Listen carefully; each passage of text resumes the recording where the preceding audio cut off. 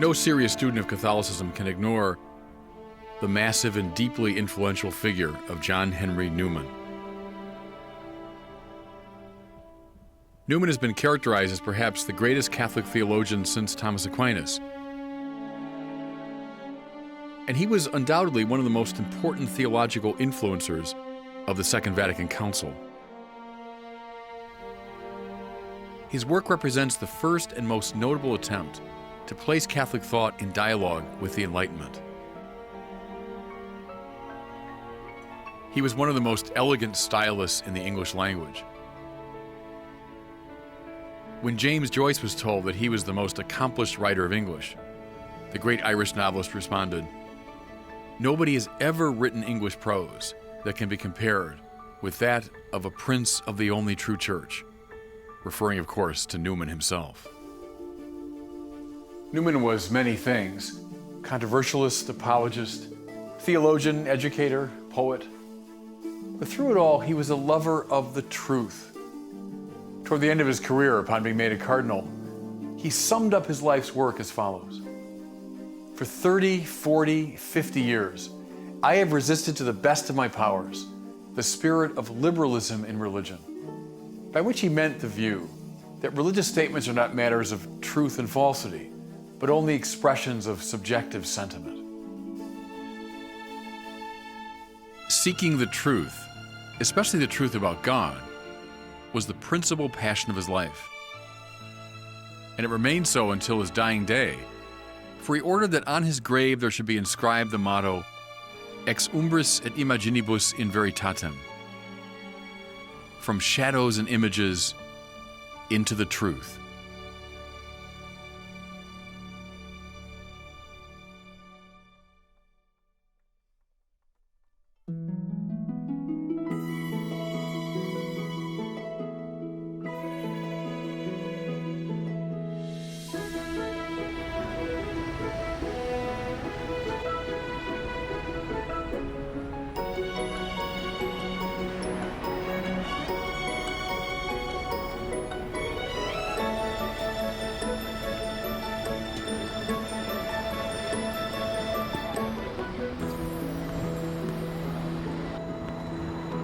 John Henry Newman was born on February the 21st, 1801, in the heart of London. His father was a banker, and his mother was a descendant of French Huguenots. He came of age within the framework of Anglicanism, the national religion of England. At the age of 15, Newman underwent a kind of conversion experience that marked him for life. Under the influence of a charismatic preacher, he came to accept the basics of the Christian creed and to love Christian dogma. He also became convinced that he was saved, justified, destined for eternal life. In that same crucial year of 1816, Newman read a tract of church history. He was especially beguiled by the text from St. Augustine and the other church fathers. The interest in the early church remained steady and deep throughout Newman's life.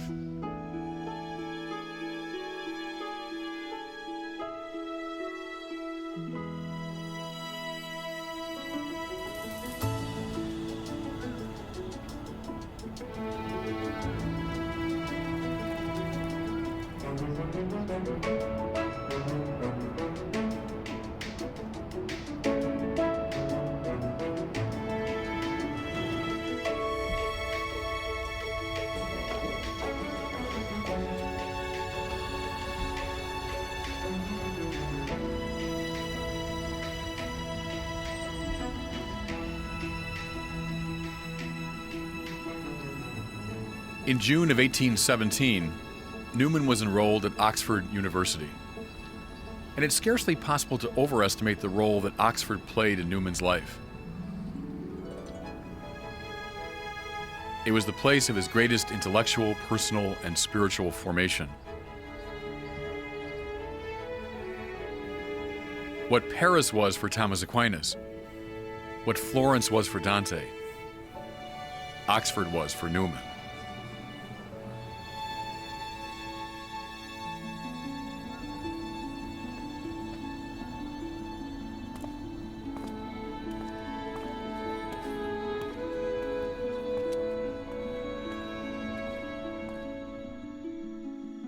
Newman became a fellow of Oriel College and fell under the influence of John Keble, the author of a book called The Christian Year, which presented a version of Anglicanism that was firmly grounded in the ancient Catholic tradition.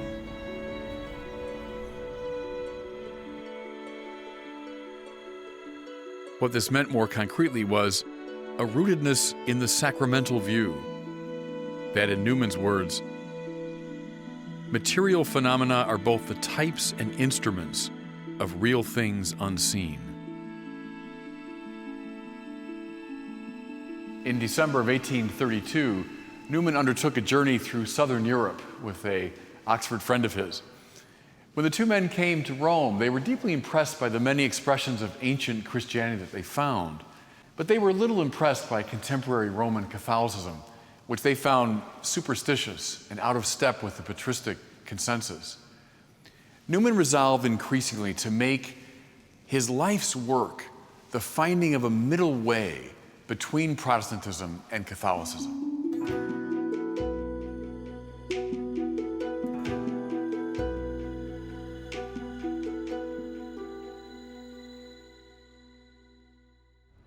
What did it mean to Newman to be an Oxford man? It meant everything to Newman. So he comes here as a young man, as a student, and then stays for decades. He stays as a student and then as a tutor and then a fellow at Oriel College. Oxford is the key intellectual institution in British society, and Newman was rising through its ranks to be a key player. It's fair to say until his dying day, he remained an Oxford man, even though after he became a Catholic, he could no longer teach here, no longer preach here. And that broke his heart into 100 pieces when he had to abandon this place physically and spiritually. But he remained affected by it all his life. Read The Idea of a University, which he writes as a Catholic, but it's filled with the Oxford spirit. Very late in life, he did come back to Oxford, and it was a very important moment for him.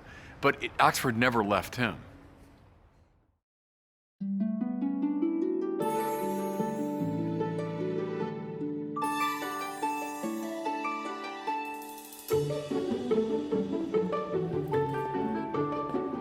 Upon his return to England in early 1833, Newman banded together with a number of like-minded ecclesiastics and scholars and formed the so-called Oxford movement.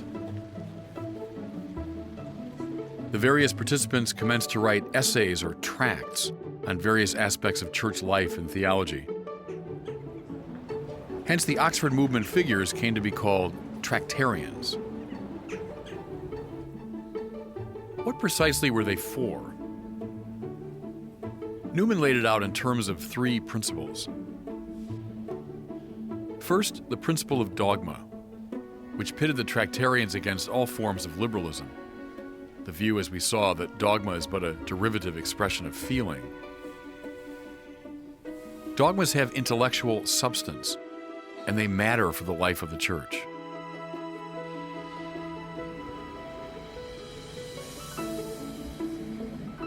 Secondly, the Tractarians believed in a visible church with sacraments and rites which are channels of invisible grace. When John had heard in prison the word, this is the sacramental principle that he learned from Keble. Whereas the mainstream of Protestantism had internalized much of the spiritual life, the Tractarians wanted to externalize and materialize it in accord with an incarnational sensibility.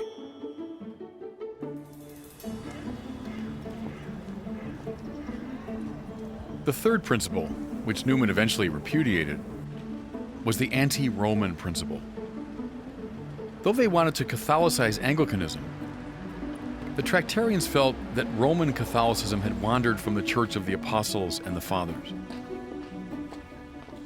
Newman went so far as to refer to the Pope as Antichrist. Another principal complaint had to do with what they took to be an excessive devotion to Mary and the saints. In sum, he felt that Rome had substituted the authority of the Church for the authority of the Church Fathers.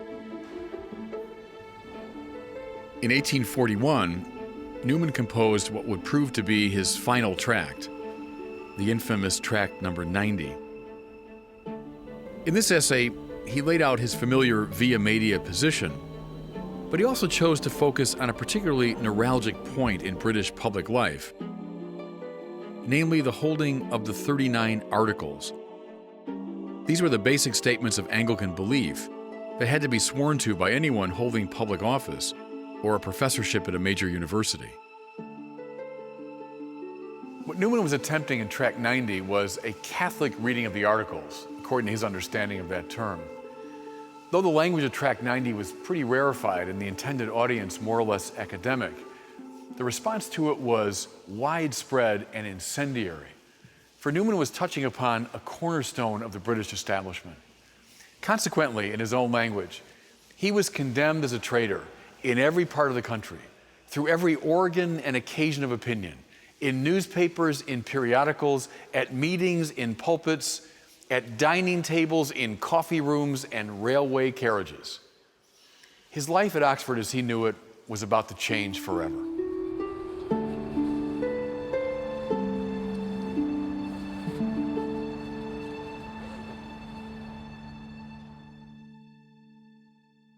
So what's the significance of this church, St. Mary's, and specifically the pulpit behind you? Well, it's one of the great pulpits really in the Christian world, because John Henry Newman regularly preached from that pulpit when he was the chaplain, the curate here. It was during his Anglican years. And Newman came in here, and they say he was not really an impressive looking figure, and his voice was very unimpressive. He mounted that pulpit and put little glasses on and would read a lengthy sermon. They would take probably about an hour to read, in a rather droning voice, never looking up from his papers. So we would say, terrible orator. But all these smart people here at Oxford deeply appreciated the gorgeous prose that he wrote. So as everyone has said, one of the finest prose masters in English. More to it though, they were full of biblical richness and full of theological splendor. So those who were in the know, those who understood the importance of the Bible and theology, came here. They say they jammed this church to hear Newman preach. He preached here for many years. You can find his sermons in these beautiful collections, and they are masterpieces of English literature as well as masterpieces of the spiritual tradition. Interestingly, when he became a Catholic, he realized Catholics weren't used to that kind of preaching. So he would just go up in the pulpit with a few notes and give a much shorter 10-minute homily like we have today. And I smile at it now, thinking here's one of the greatest preachers in the history of Christianity. When he became a Catholic, he kind of muted all that and gave much more off-the-cuff sort of remarks. But here from this pulpit behind me were delivered some of the really great sermons in the 2,000-year history of Christianity. Looking at Tract 90 today, a modern audience probably would read it and go, there's nothing too controversial about that. Right. We probably wouldn't get it, but in Newman's time it was like a bomb going off, because he was addressing this cornerstone of the British establishment, the 39 Articles, which were sworn to by anyone that wanted to be a professor, for example, here at Oxford. Anyone wanted to be a member of Parliament, anyone that wanted to hold a public position had to swear to the 39 Articles, which were the great statement of Anglican faith. Newman was giving a very Catholicizing interpretation to them. Well, this was touching on a very sore point. Go back several centuries behind Newman, and you have these great battles of the 16th century. Protestants killing Catholics, Catholics killing Protestants, the terrible divisions in English society. For someone in the Anglican world to say, hey, I think we can really Catholicize the operation, that was seen as a betrayal of Protestantism. And that's why Newman said he was pilloried as a traitor all over the country.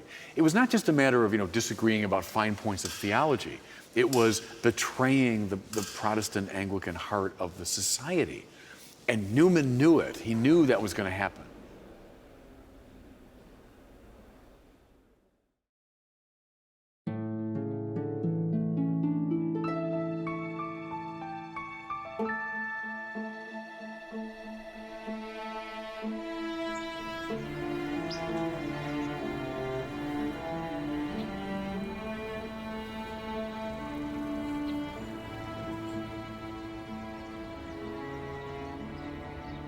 In the wake of the Tract 90 controversy, Newman was compelled to resign his leadership of the Oxford movement, and he entered into a period of intense study and prayer.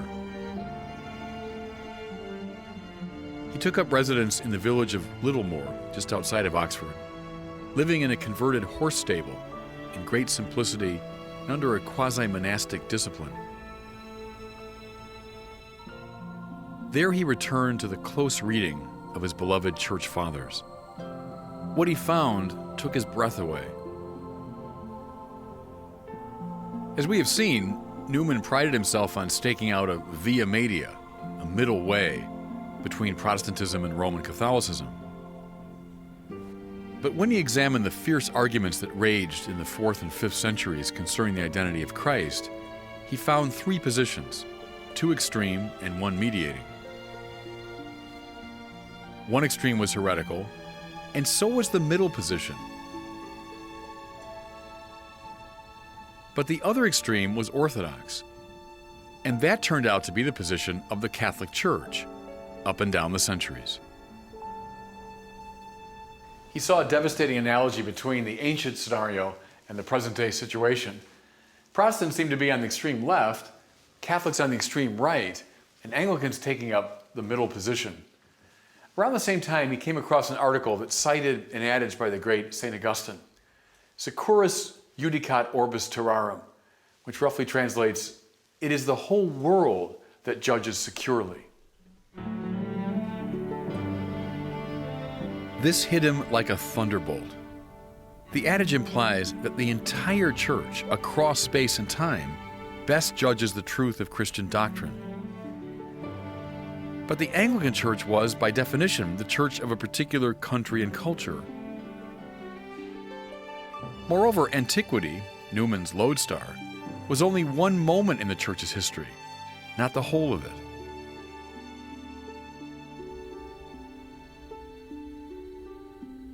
Newman's conversion was not like Paul's.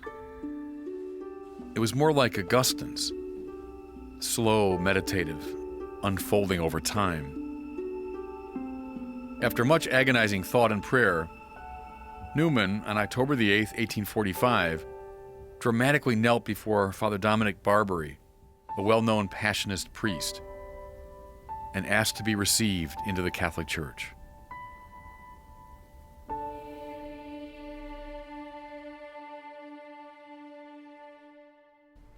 Did Newman enjoy being a controversial figure? I would say absolutely not. He was a typically retiring kind of academic. I think his favorite day would probably be quietly reading and writing. When he was a controversial figure as an Anglican, when he began making moves in a more Catholic direction, he was vilified all over the country, and it broke his heart. So no, I would say he very much enjoyed retiring to private places to read and write, did not like particularly being a public figure. What are your thoughts about where we are right now? Yeah, it's very moving to me to be in this place. We're at Littlemore, which is a converted stables, and you can see that as you approach it. Newman came here with a group of friends and disciples while he was still an Anglican, and it was a place of retirement and prayer and study. And then he became a Catholic. He was received into the Catholic Church in this place. So just over there across the room, he was received by Father Dominic Barbary, who was a famous preacher and kind of evangelist, Catholic evangelist. And Newman came to him and threw himself at his feet by the fireplace and said, "Hear my confession, receive me into the bosom of the Catholic Church before it's too late," like before he goes back. So Newman, one of the most famous converts of the history of the church, to be in the place where he moved in that direction and where he was finally received in the Catholic Church. And then to be here near his writing desk, to me, was very moving. One of the best writers in English, one of the great theologians of the last 500 years, and to be at the place where he actually composed these beautiful texts and thought them through. It reminded me of being in the cell of Thomas Aquinas in Naples. To be in the place where these great minds did their work, it's really powerful to me.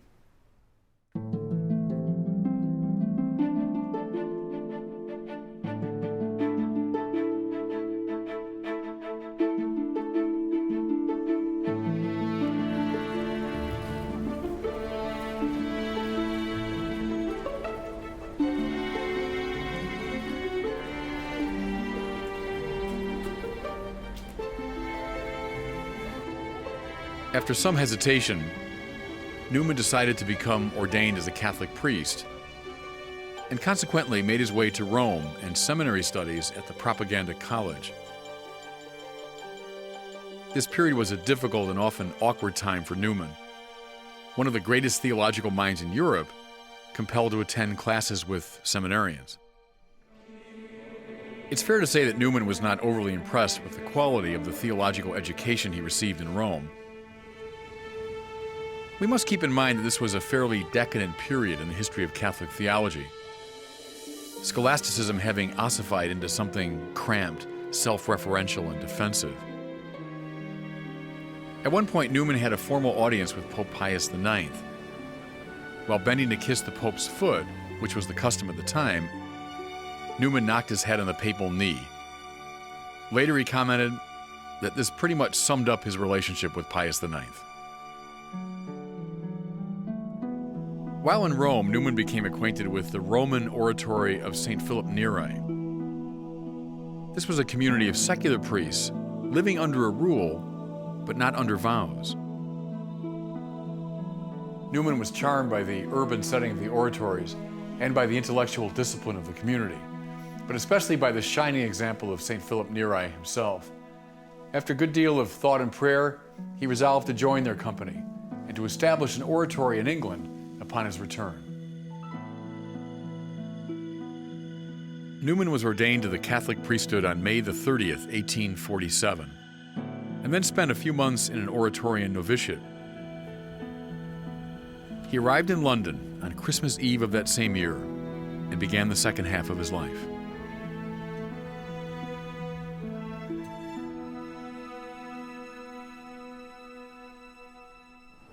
What did it mean for an Anglican to become a Catholic in 1845?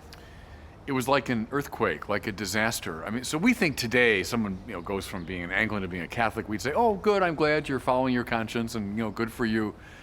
But gosh, in Newman's time, it meant your whole life collapsed. Think of Newman here now, mid-19th century. He's mid-career.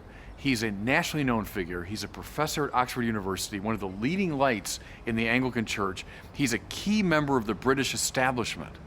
To become a Catholic meant you abandon all of that. You couldn't teach at Oxford, you couldn't preach at Oxford, you could not be part of the Anglican establishment. You were exiling yourself from this whole life. So Newman knew that, which is why it was so wrenching and heartbreaking for himself, his family, his friends. That's why it took an enormous amount of courage. You don't think of Newman as a exemplar of courage, but you should. It took enormous courage to make that plunge, because intellectually he was convinced Catholicism is the right religion. And before God, he felt he had to do it, even though it cost him enormously.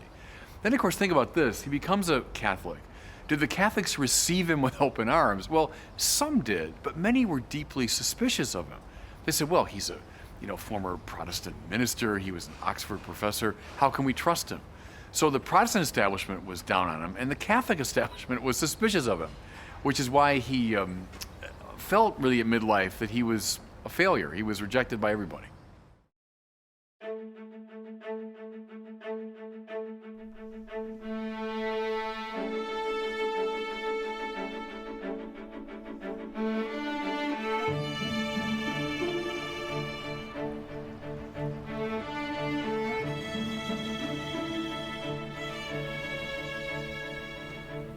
In 1849, Newman founded an oratory in the industrial city of Birmingham.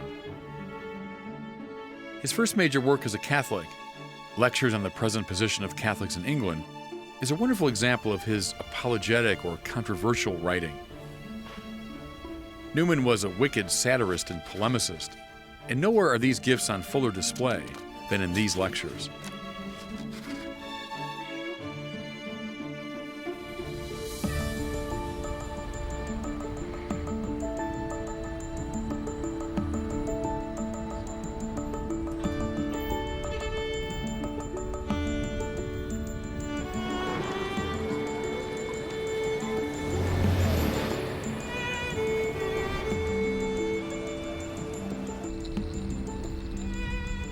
In 1851, Newman was invited by Archbishop Paul Cullen of Armagh, the Primate of All Ireland, to become the rector of a new Catholic university the Archbishop was forming in Dublin.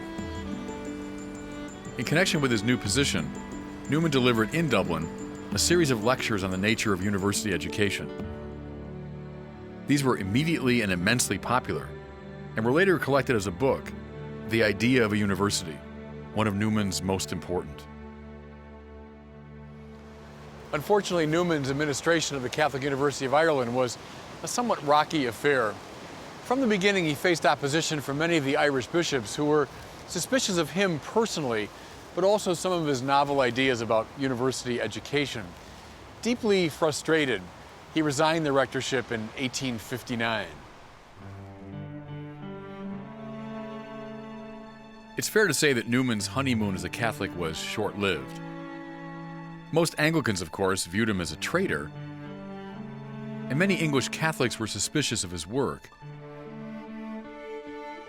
In March of 1859, Newman accepted the editorship of the Rambler magazine, a journal with a somewhat liberal reputation.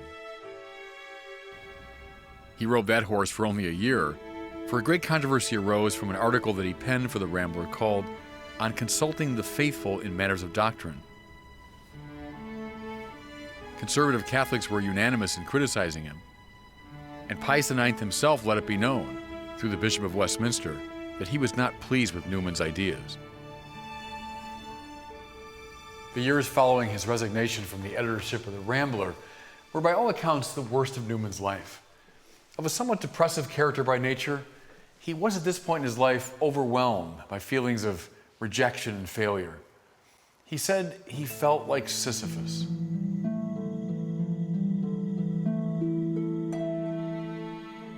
This period of depression and rejection ended in 1864 with the publication of Newman's spiritual autobiography called Apologia pro vita sua. Prompted by sharp criticism from an Anglican controversialist named Charles Kingsley, Newman composed a beautifully written and compelling account of his conversion to Catholicism. People all over England lined up to read the chapters as they appeared in serial form. The Apologia made Newman once more a major figure in England, and he remained for the rest of his life in great demand as a speaker and writer. In 1879, Pope Leo XIII, who had succeeded Pius IX, named John Henry Newman a cardinal of the Catholic Church. This approbation was a triumph for Newman, whom Pope Leo characterized as il mio cardinale, my cardinal.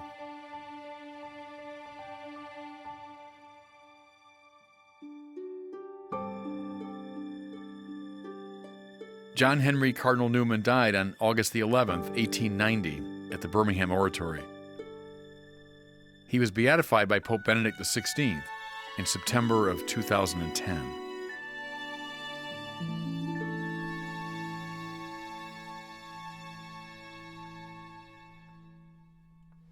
Do you think Newman would be surprised to see us here 150 years later? Yes, I do. Newman had a sense of himself that was rather modest, and I don't mean that in sort of the sense of falsely modest. Newman would often deny that he was even a theologian. I would say he's arguably the greatest Catholic theologian since Thomas Aquinas. He himself did not see his work that way. So I think, yes, he would be surprised. But, very soon after his death, a lot of serious people took him very seriously. He is, I think you could argue, the single greatest influence at Vatican II. So the Vatican II documents are almost unthinkable apart from John Henry Newman. Many of the major players in mid-20th century Catholicism, from Bouillet to Balthasar to Ratzinger, many others, claim Newman as an influence. So Vatican II is unthinkable without him, which means the contemporary church. But to answer your question, I'd say yes, he'd be surprised to see us here, but he shouldn't be. He shouldn't have been surprised.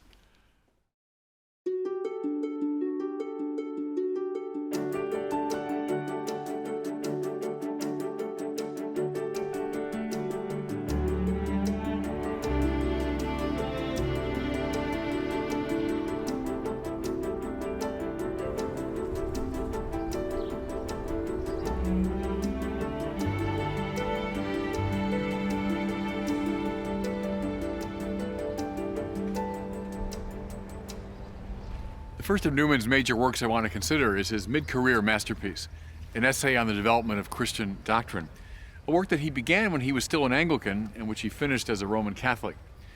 The central argument is an anti-Protestant one. Luther and his disciples had said that many elements within Catholicism represented deviations from or unwarranted additions to the biblical revelation. Therefore, they felt a pruning was needed. Newman argued that these elements represented not deviations from, but developments of the biblical revelation. Keep in mind, this text was written in the mid-19th century, and it was part of a general movement of thought called Lebensphilosophie, or philosophy of life, whose practitioners included Hegel and Darwin. Evolution theory was in the air.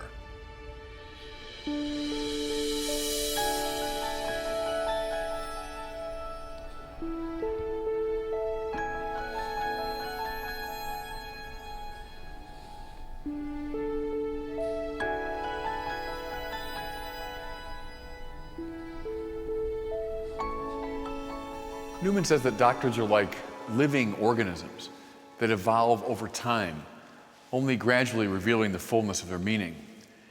This is because an idea, in Newman's language, is commensurate with the sum total of its possible aspects. We can't really know an idea until all of its faces, dimensions, and profiles have disclosed themselves, and that disclosure takes time. To quote Newman again, there's no one aspect deep enough to exhaust the contents of a real idea. This process requires time. It also requires the energy of a community of discourse.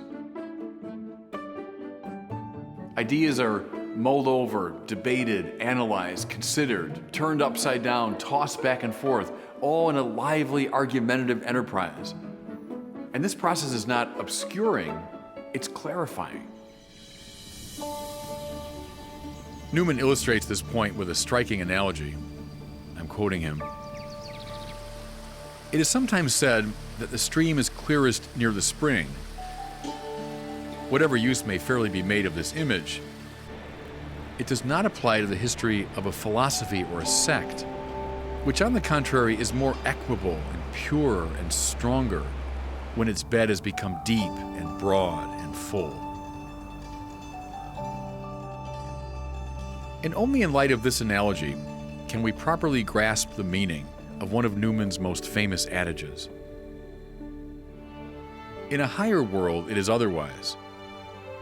But here below, to live is to change, and to be perfect is to have changed often. This is no celebration of change for its own sake, or a call to permanent revolution.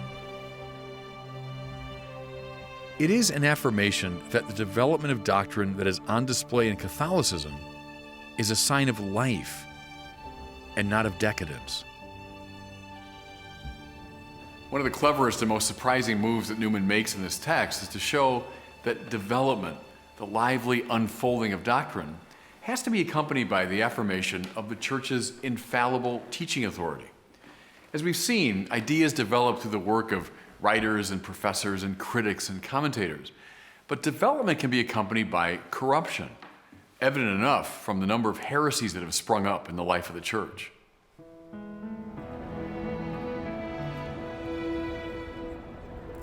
Therefore, in order to discipline, limit, and sanction the body of theologians, there needs to be an authority who stands above the fray and who can make a sort of umpiring judgment in regard to disputed questions.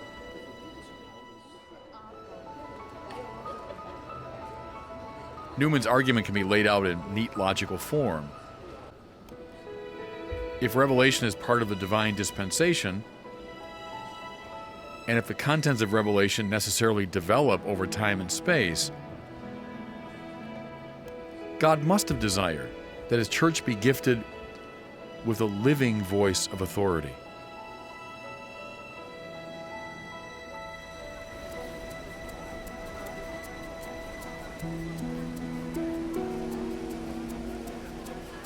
Now, Protestants had held that the Bible itself plays the role of infallible guide within the church. But the sheer number of Protestant churches, each claiming the sure guidance of the Bible, gives the lie to that interpretation. Many Anglicans, including the young Newman himself, had held that the consensus of the Church Fathers plays the umpiring role. But Newman came to realize that the Fathers' writings did not constitute a living voice that could actively determine truth and falsity in the here and now. The only Christian church that claimed to have a living and infallible voice of authority, Newman concluded, was the Catholic Church.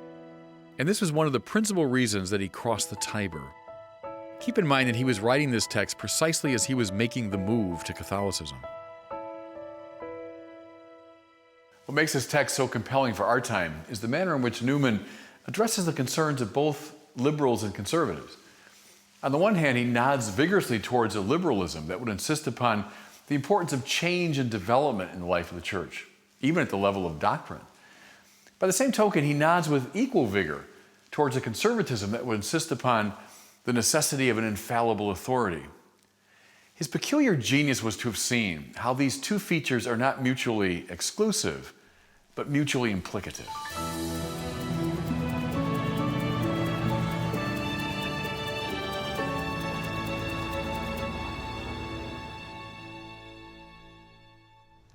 Could you elaborate more on the idea that doctrines develop? Well, if a doctrine is a living thing, it can be compared to a tree, for example. If you could, what's the tree? What's the tree all about? I can go back to the beginning of the tree and say, well, it began as this little seed or acorn or something. But trees are a lot more interesting as they unfold and develop. So look at this thing. Over probably, decades, centuries, this tree has unfolded. Look at the complexity of it. Responding to different things in the environment, responding to the change of seasons, et cetera, et cetera. And what you get now is this richly complex living thing. Newman felt doctrines were like that. And the instinct should not be, let's go back to the beginning. In some ways, they were less interesting in the beginning, far less interesting. And let's look at them now in their fully developed state. So the Protestant instinct, he felt, was to see corruption, where his instinct was to say development. He often used the image, too, of a river. So a river like the Mississippi or something is not all that interesting at the source. In fact, you can jump over the source of the Mississippi. But now go down to the mouth of it in New Orleans. It's been fed by all sorts of streams, it's deepened, it's broadened, and now you got this wonderful, rich reality. Doctrine's more like that. An example would be, let's say the doctrine of the Trinity. Did St. Peter himself understand the doctrine of the Trinity better than, let's say, Thomas Aquinas? Probably not. It was at the very beginning. Was it given to St. Peter and the first Christians in seminal form? Yeah, it was. But only over many centuries. And through that lively play of minds I talked about. Only through that process does it develop in what we have now, this richly complex doctrine of the Trinity. Newman was very sensitive to this fact, and I think there he's been dead right.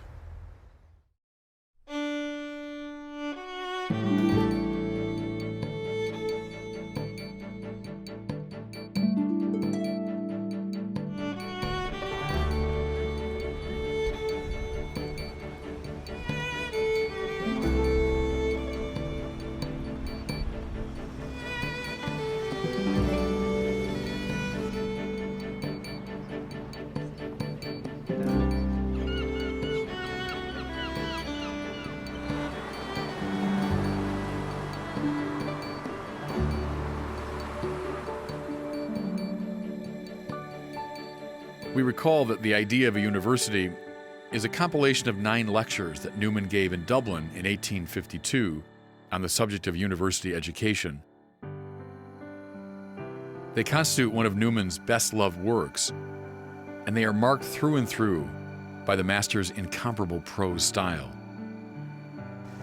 The central theme, addressed explicitly or implicitly throughout, is that theology properly finds its place in the circle of subjects in the university curriculum, that the study of the faith is a properly intellectual discipline. Another major concern of Newman's is to encourage Catholics to step out of their intellectual ghetto and to engage the university world with greater confidence. Many in Newman's time held that religion, precisely as a private affair and a matter of feeling, had no place at a university. But Newman countered that such a subjectivization of religion is repugnant to the mainstream of the Christian tradition, which holds that religion speaks of an altogether objective reality, who is the beginning and end of all things, who impinges on the whole of history, who as creator has to do with absolutely everything that exists. Therefore, a university, which by definition includes all disciplines, certainly ought to contain the discipline that speaks of God. Given, in fact, the nature of its subject matter, religion ought to be not only in the circle of disciplines, but at the center of it. In point of fact, the expulsion of religion from the circle of university courses will lead inevitably toward the supplanting of religion by some other discipline. This will happen because of that deep human instinct for the philosophic, by which Newman means a passion for the whole, for a totalizing vision. But this results in the skewing of all the other disciplines. If, for example, one of the physical sciences takes the central place, if we read all things through the scientific lens, we will distort or miss altogether huge swaths of reality. Or if economics takes the central place, as it does in all forms of Marxism, then everything else, the sciences, art, philosophy, will be seen as but epiphenomena of an economic substructure. The permanent expulsion of religion from the university will result, Newman felt, in a constant succession of false pretenders to centrality, and hence to a permanent destabilizing of the university. In the fifth of his discourses, Newman defends the ancient Aristotelian idea that abstract knowledge is good in itself, even if it does not have a practical consequence. In the mid-19th century, the view, now widespread indeed, that education should have above all a practical purpose was taking hold. Newman stood athwart this conception. He held that the highest kind of knowledge is useless. That is to say, pursued completely for its own sake, as a good in itself. Philosophy, literature, the arts, etc., are liberal in the measure that they are free from utility, and this makes them specially sublime. He cites Aristotle in this context, writing, "Of possessions, those rather are useful which bear fruit, those liberal which tend to enjoyment." Newman wanted his audience to appreciate the beauty of a cultivated mind for its own sake, and not to reduce it to some other value, be it political or practical, moral, or even religious. The purpose of a university education, he thought, is to produce a gentleman, and that means someone with a philosophical frame of mind. Now, Newman knew perfectly well that the saint is something other than a gentleman, whereas the gentleman tends to be balanced, equable, tolerant, or in Newman's language, like an easy chair or a good fire, which do their part in dispelling cold and fatigue. The saint is typically edgy, extreme, impolitic. The church's job is to make saints. The university's job is to make gentlemen.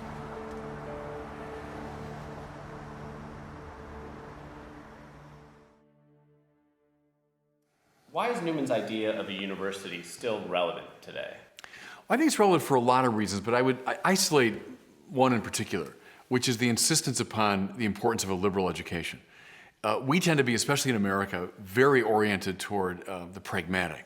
So we're good at the mechanical, we're good at the industrial, we're good at the practical. We have wonderful machines that enable us to live life in an easier way. But then the question is, what do you do when your machine has gotten you where you want to be? What do you do when the practical things have done their job and now you're ready to savor? See, I think of our culture, we're like, go, go, go. Get someplace fast. Fine. Now you're there. What are you going to do? So some people will get someplace fast. They're with their friends, and they don't know how to have a cultivated conversation. They don't know how to rest. It's interesting, that word rest. We think of like, put your arms back and rest in a hammock. That's not what the word means in Latin. It has the sense of savoring. That's why when you say, for example, may he rest in peace, we don't mean may he lie in a hammock forever. We mean may he now savor the beauty and goodness of God, resting in peace. We've forgotten how to rest in things. We're go, go, go to get there. But a liberal education teaches you now what to do when you get there, which is to rest in the good, the true, and the beautiful, and really cultivate them. That's why I think the book is so important to our time.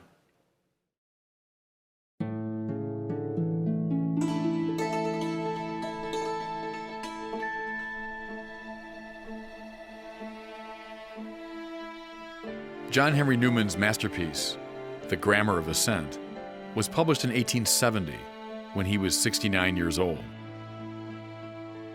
This book explored the theme dearest to Newman's heart, one that he had puzzled over all his life, namely the relationship between faith and reason.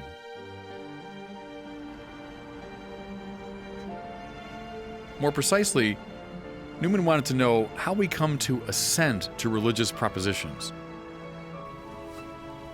What it is precisely that makes us say, in regard to a religious doctrine, this is true.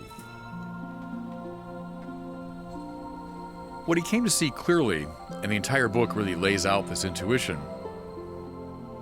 is that certitude, the obsession of most modern philosophers, was the wrong starting point.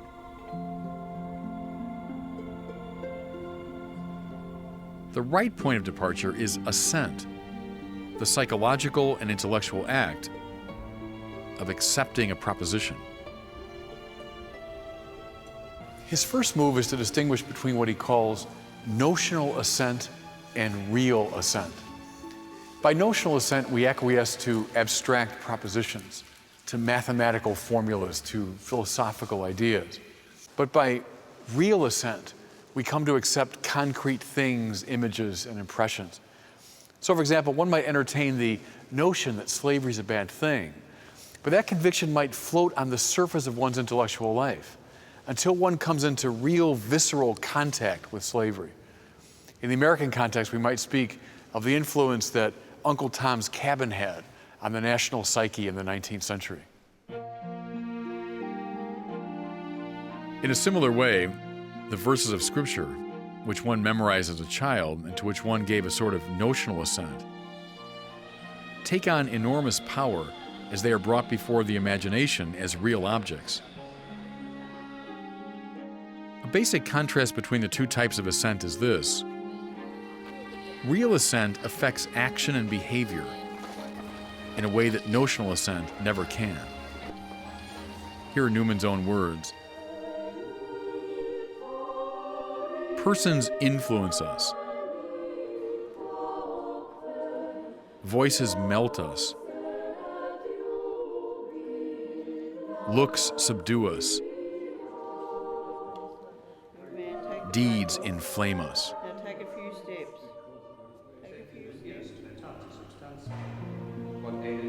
Now, in regard to religion, notional assent is given to the whole range of dogmas and doctrines. And Newman certainly held to the importance of this. But can real assent be given to God, who's essentially spiritual, immaterial, ethereal? The ground of real assent in matters of religion, and we come here to a central Newman theme, is conscience. Newman characterizes conscience in a vivid way. Here are his own words. It is a certain keen sensibility, pleasant or painful, attendant upon certain of our acts, which in consequence we call right or wrong. It's fascinating, he thinks, that we refer to conscience as a voice, a term we wouldn't use in connection with, say, our aesthetic sensibility. Somehow through conscience we know that we please or offend a person by our acts, Indeed, a person powerful enough to see and judge all that we've done.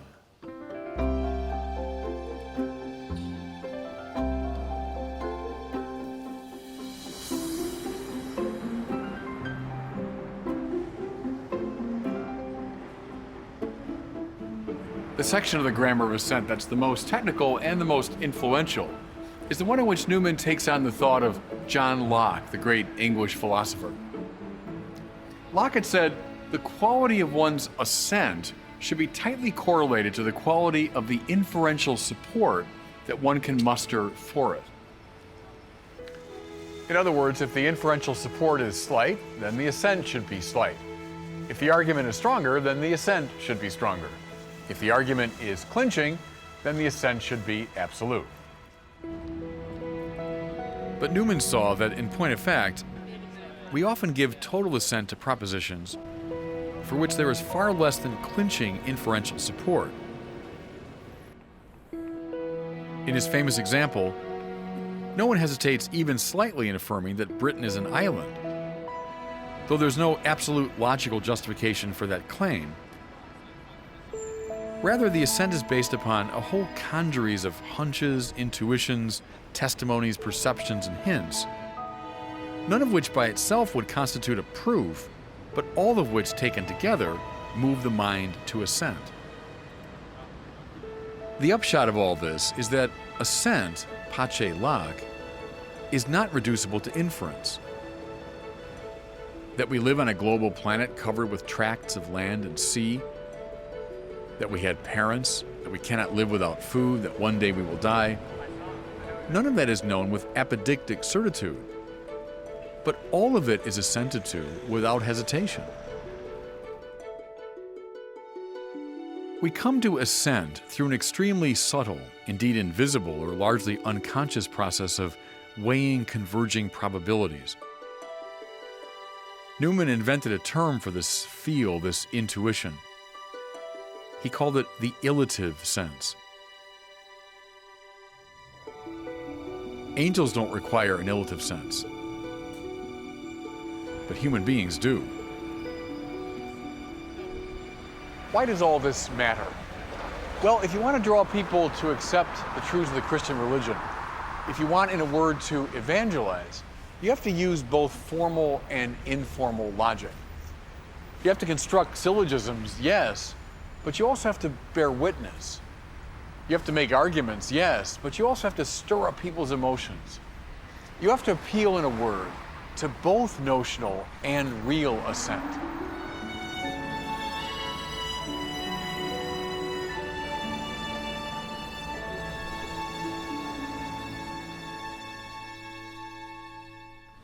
So could you give me some examples of using both notional and real? I'll give you an example. A movie came out a few years ago called Juno. It's about a young girl who becomes pregnant, and she's wrestling with the decision whether to abort the child. And she's come to the conclusion, yes, she will. And she goes to the abortion clinic, and there are a few protesters outside, and they're shouting slogans and so on. As she goes past them, one of the protesters says, "Your baby has fingernails." Then she goes inside the clinic, and she sits down to wait. And while she's there, she sees all these people drumming their fingernails on the chairs and so on. And then she gets up and she leaves. And she does not have the abortion, she has the child. And that scene always struck me as very Newman-esque. That young girl, I'm sure, had heard a lot of the arguments about abortion. She'd heard pro-life arguments. But what convinced her not to have the abortion was not an argument. It was this very real appeal, this visceral connection that, yes, the baby I'm carrying has fingernails. That's what moved her finally to say, no, I'm going to have this child. My guess following Newman is it was some combination of both notional and real that led her to that decision. What kind of advice would you give Catholics today who want to evangelize?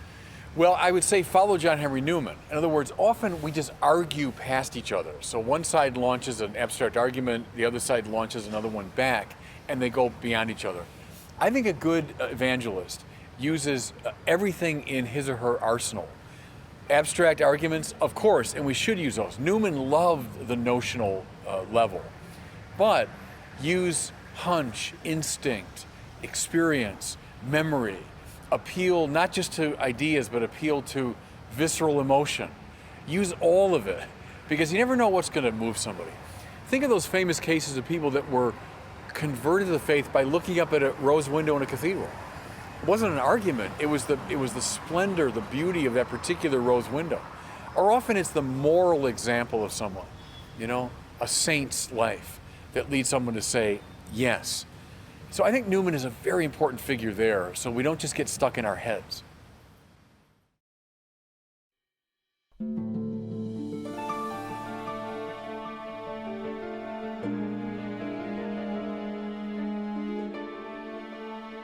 Why is John Henry Newman a pivotal player? At a time when modernity was posing a serious threat to Christianity,